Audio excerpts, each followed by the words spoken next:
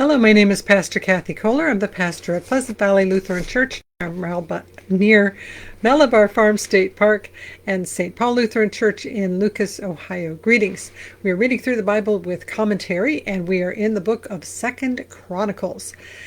As we've said before, Chronicles was originally written in Hebrew in one book, as was Samuel and Kings, but when they translated it into Greek, it became two books. And so mostly Chronicles is concerned with proper worship, and it's been a difficult couple of books to read through because there have been so many names. But having gotten through about 9 chapters worth of names, we're primarily now hearing about the southern kingdom, which became known as Judah. So under David and Solomon, a united kingdom, and then eventually after Solomon, it became a divided kingdom with Rehoboam in the south and Jeroboam in the north. And of course the temple, Jerusalem, is in the south. So Chronicles primarily follows that the southern kingdom and the southern worship of God in the temple, and condemns any of the kings that did not completely wholeheartedly follow God, which is most of them. So we are in chapter 13, and we're going to attempt to do 4 chapters because they don't look very long. So I think we'll be able to get through both King Abijah and King Asa, his son. So chapter 13 of 2 Chronicles. In the 18th year of King Rehoboam, Abijah began to reign over Judah. He reigned for 3 years in Jerusalem. His mother's name was Micaiah, daughter of Uriel of Gibeah. Now there was a war between Abijah and Jeroboam. Abijah engaged in battle, having an army of valiant warriors, 400,000 picked men, and Jeroboam drew up his line of battle against him with 800,000 picked mighty warriors. So that's 400 to 800,000. Then Abijah stood on the slope of Mount Zemaraim, that is, in the hill country of Ephraim, and said, "Listen to me, Jeroboam, and all Israel. Do you not know that the Lord God of Israel gave the kingship over Israel forever to David and his sons by a covenant of salt? Yet Jeroboam, son of Nebat, a servant of Solomon, son of David, rose up and rebelled against his Lord, and certain worthless scoundrels gathered around him to defend Rehoboam, son of Solomon, when Rehoboam was young and irresolute, and could not withstand them." So he is making an appeal to the people of the north, saying, you guys, we used to all be one country, and then Jeroboam, who was a servant of Solomon, broke away and you all followed him. And it was all because Rehoboam was young and inexperienced, although he was 41 at the time. But verse 8, "And now you think that you can withstand the kingdom of the Lord in the hand of the sons of David, because you are a great multitude and have with you the golden calves that Jeroboam made as gods for you. Have you not driven out the priests of the Lord, the descendants of Aaron and the Levites, and made priests for yourselves like the peoples of other lands?" So as we read in our previous session, anybody who wanted to follow the Lord, the God of Israel, went south and went to Jerusalem. So all the Levites and the priests and lots of the other people from the north were also living in the south. "Whoever comes to be consecrated with a young bull or 7 rams becomes a priest of what are no gods.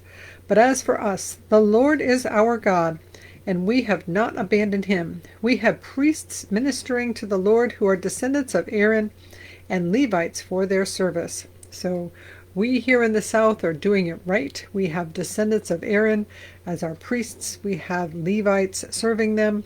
We're doing it correctly.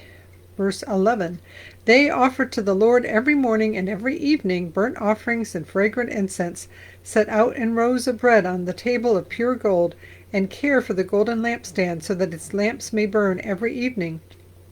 For we keep the charge of the Lord our God, but you have abandoned him. See, God is with us at our head, and his priests have their battle trumpets to sound the call to battle against you. O Israelites, do not fight against the Lord, the God of your ancestors, for you cannot succeed." Verse 13, "Jeroboam had sent an ambush around to come on them from behind. Thus his troops were in front of Judah, and the ambush was behind them. When Judah turned, the battle was in front of them and behind them. They cried out to the Lord, and the priests blew the trumpets. Then the people of Judah raised the battle shout, and when the people of Judah shouted, God defeated Jeroboam and all Israel before Abijah and Judah. The Israelites fled before Judah, and God gave them into their hands. So they're surrounded, they're outnumbered 2-1, and they are winning. Verse 17, Abijah and his army defeated them with a great slaughter. 500,000 picked men of Israel fell slain. Thus the Israelites were subdued at that time, and the people of Judah prevailed because they relied on the Lord, the God of their ancestors. Abijah pursued Jeroboam and took cities from him, Bethel with its villages, and Jeshanah with its villages, and Ephron with its villages. Jeroboam did not recover his power in the days of Abijah. The Lord struck him down, and he died. But Abijah grew strong. He took 14 wives and became the father of 22 sons and 16 daughters. The rest of the acts of Abijah and his behavior and his deeds are written in the story of the prophet Iddo. Chapter 14. So Abijah slept with his ancestors, and they buried him in the city of David, that is, Jerusalem. His son Asa succeeded him. In his days the land had rest for 10 years. Asa did what was good and right in the sight of the Lord his God. He took away the foreign altars and the high places, broke down the pillars, hewed down the sacred poles, and commanded Judah to seek the Lord, the God of their ancestors, and to keep the law and the commandment. So I have the footnote on sacred poles. In Hebrew it's Asherim, and it's kind of like totem poles, but different. They were ways that people would worship Asherah, Astarte, and Baal. Some of them were quite phallic in nature. So he's got them all torn down, burned down, cut down. Verse 5, he also removed from all the cities of Judah the high places and the incense altars, and the kingdom had rest under him. He built fortified cities in Judah while the land had rest. He had no war in those years, for the Lord gave him peace. He said to Judah, let's build these cities and surround them with walls and towers, gates and bowers. The land is still ours because we have sought the Lord our God. We have sought him, and he has given us peace on every side. So they built and prospered. Asa had an army of 300,000 from Judah, armed with large shields and spears, and 280,000 troops from Benjamin, who carried shields and drew bows. All of these were mighty warriors. Verse 9, Zerah the Ethiopian came out against them with an army of 1,000,000 men and 300 chariots, and came as far as Mareshah. Asa went out to meet him, and they drew up their lines of battle in the valley of Zephathah at Mareshah. Asa cried to the Lord his God, O Lord, there is no difference for you between helping the mighty and the weak. Help us, O Lord our God, for we rely on you, and in your name we have come against this multitude. O Lord, you are our God. Let no mortal prevail against you. So the Lord defeated the Ethiopians before Asa and before Judah. And I have a footnote. It's actually in Hebrew, it's Cushite, so they could be Nubians or Ethiopians or somebody from Cush, but they were defeated, whoever they were. Verse 13, Asa and the army with him pursued them as far as Gerar, and the Ethiopians fell until no one remained alive, for they were broken before the Lord and his army. The people of Judah carried away a great quantity of booty. They defeated all the cities around Gerar, and for the fear of the Lord was on them. They plundered all the cities, for there was much plunder in them. They also attacked the tents of those who had livestock, and carried away sheep and goats in abundance and camels. Then they returned to Jerusalem, because if you win the battle, you get the stuff. You get to take all the weapons, all the clothing, all the animals, because if you travel with an army, a humongous army, then you have to bring your animals and food and things with you, because there's no 7-Eleven on the corner, so you have to travel with a lot of stuff. And when you defeat that army, you get to take all the stuff. So they do. Chapter 15. The Spirit of God came upon Azariah son of Oded. He went out to meet Asa and said to him, Hear me, Asa, and all Judah and Benjamin. The Lord is with you while you are with him. If you seek him, he will be found by you, but if you abandon him, he will abandon you. For a long time Israel was without the true God, and without a teaching priest, and without law. But when in their distress they turned to the Lord, the God of Israel, and sought him, he was found by them. In those times it was not safe for anyone to go or come, for great disturbances afflicted the inhabitants of the lands. They were broken in pieces, nation against nation, and city against city, for God troubled them with every sort of distress. But you take courage, do not let your hands be weak, for your work shall be rewarded. So like many of the other priests, Azariah is saying, seek God and you'll find him. Abandon God and God will abandon you. You need to keep in the right way. Verse 8. When Asa heard these words, the prophecy of Azariah son of Oded, he took courage and put away the abominable idols from all the land of Judah and Benjamin, and from the towns that he had taken in the hill country of Ephraim. He repaired the altar of the Lord that was in front of the vestibule of the house of the Lord. He gathered all Judah and Benjamin and those from Ephraim, Manasseh, and Simeon, who were residing as aliens with them, for great numbers had deserted to him from Israel when they saw that the Lord his God was with him. So as we'd heard in our previous session, a lot of people went south, and now lots more people are going south. So they know who's from Judah and Benjamin, but there's also people there from Simeon and Manasseh and others. Verse 10. They were gathered at Jerusalem in the 3rd month of the 15th year of the reign of Asa. They sacrificed to the Lord on that day from the booty that they had brought 700 oxen and 7,000 sheep. They entered into a covenant to seek the Lord, the God of their ancestors, with all their heart and with all their soul. Whoever would not seek the Lord, the God of Israel, should be put to death, whether young or old, man or woman. They took an oath to the Lord with a loud voice, and with shouting, and with trumpets, and with horns. All Judah rejoiced over the oath, for they had sworn with all their heart, and had sought him with their whole desire, and he was found by them, and the Lord gave them rest all along. So as they seek God, they are seeking him with joy and excitement. Verse 16, King Asa even removed his mother Maacah from being queen mother, because she had made an abominable image for Asherah. Asa cut down her image, crushed it, and burned it in the Wadi Kidron. But the high places were not taken out of Israel. Nevertheless, the heart of Asa was true all his days. He brought into the house of God the votive gifts of his father and his own votive gifts, silver, gold, and utensils. There was no more war until the 35th year of the reign of Asa. So Asa, like Abijah, Asa is following God, and Judah is actually very excited about following God, and they're worshiping to the Lord, and they're even taking out his own mother, and because she had created an image for Asherah. So he basically deposed his own mother and burned the image that she had made for Asherah, the queen, that's the god Asherah. Chapter 16.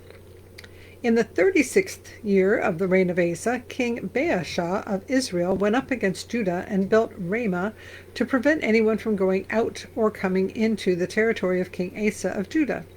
Then Asa took silver and gold from the treasuries of the house of the Lord and the king's house, and sent them to King Ben-Hadad of Aram, who resided in Damascus, saying, Let there be an alliance between me and you, like that between my father and your father. I'm sending you silver and gold. Go, break your alliance with King Baasha of Israel, so that he may withdraw from me. So they're being attacked and sieged by the northern people, by Israel, who have an alliance with Damascus. So King Asa sends a bunch of gold and silver and says, hey, break your alliance with them, make an alliance with me, so they'll lay off. And sure enough, Ben-Hadad says, okay. And when he does, then Israel lays off. Verse 4, Ben-Hadad listened to King Asa and sent the commanders of his armies against the cities of Israel. They conquered Ijon, Dan, Abel-Maim, and all the store cities of Naphtali. When Baasha heard of it, he stopped building Ramah and let his work cease.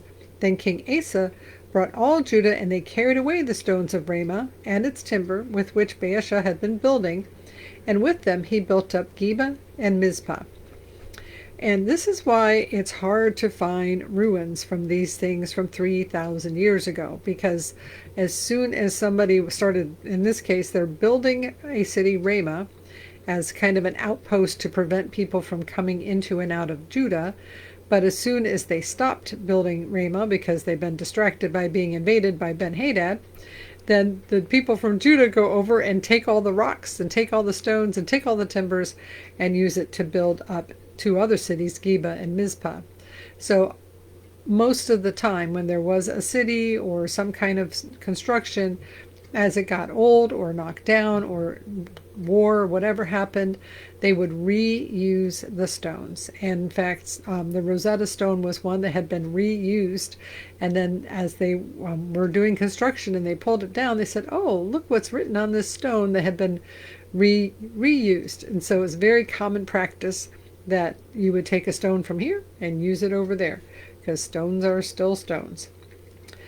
Verse 7, At that time the seer Hanani came to King Asa of Judah and said to him, Because you relied on the king of Aram and did not rely on the Lord your God, the army of the king of Aram has escaped you.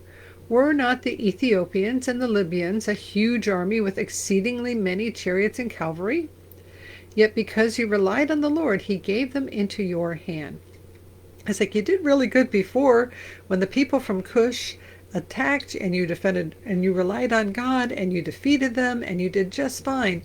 And now Israel is building Ramah and you're feeling the pressure, so you make an alliance with the Arameans. Why didn't you rely on God? Verse 9, For the eyes of the Lord range throughout the entire earth to strengthen those whose heart is true to him. You have done foolishly in this, for from now on you will have wars.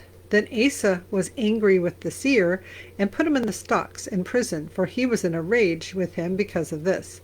And Asa inflicted cruelties on some of the people at the same time. Verse 11, The acts of Asa from first to last are written in the books of kings of Judah and Israel.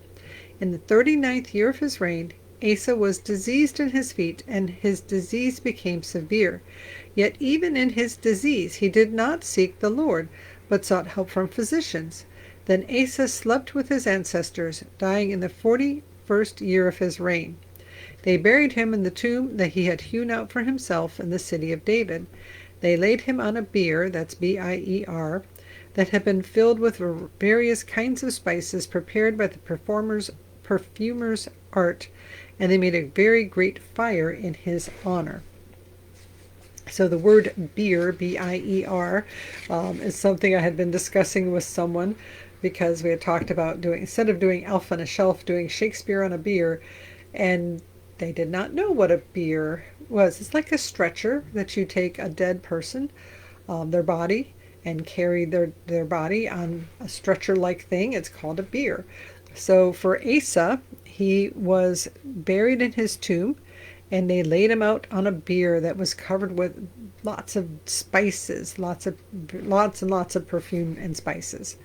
So King Abijah, pretty good. King Asa started out good, was relying on God when the Cushites or whoever they were attacking, but then later on he was relying on Ben-Hadad and was looking to somebody other than God to heal his feet, and God was not too thrilled with that. If you turn toward God, you will find him. And this, we have heard this before in the book of Chronicles, and we will probably hear this again. And I think it's a good thing for us to even remember that we are not king of Israel or Judah or anywhere else. But if we turn toward God, if we look for God, we will find God. God is there looking to be found. And if we are willing to turn toward God and seek God, then God will be found. And it's always weird because it's spiritual, and we get used to physical things that we can touch and feel, emotional things, okay, that makes sense. Intellectual, we can think. We forget that there is a spiritual aspect to life, that there are things beyond our understanding, a God that is beyond our grasp, larger than anything that we can ask or do or imagine is that God is so much more beyond us. And if we can understand God, then your God isn't very big. At least my God, I need a God that is I can't grasp. If I can grasp God, then how big is God? But God is there, and God is faithful. And if we turn toward God, we will find him. So I encourage you, if you have not, to consider that turning toward God. And if you have, then continue to turn toward God when it's hard, when it's easy. Either way, God is there. And now may the Lord bless you and keep you. May the Lord make his face shine upon you and be gracious unto you. May the Lord look at you with favor and give you peace. In the name of the Father, and of the Son, and of the Holy Spirit. Amen. Go in peace. Like, subscribe, comment. We're so glad you're here. Thank you.